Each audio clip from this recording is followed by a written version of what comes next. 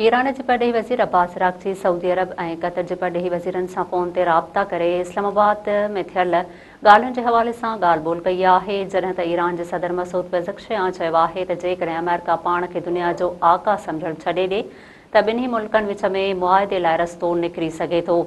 Iran के परॾेही वज़ीर अब्बास अराग़ची और सऊदी परॾेही वज़ीरनि विच में फ़ोन ते राब्ते दौरान इस्लामाबाद में थियल ॻाल्हियुनि के हवाले सां ख़यालनि जी ॾे वठि थी आहे। सऊदी अरब खां पोइ ईरानी परॾेही वज़ीर अब्बास अराग़ची क़तर के परॾेही वज़ीर सां बि फ़ोन ते राब्तो कयो। ॿिन्ही अॻवाननि विच में इस्लामाबाद में थियल ॻाल्हियुनि के हवाले सां ॻाल्हि ॿोल थी आहे।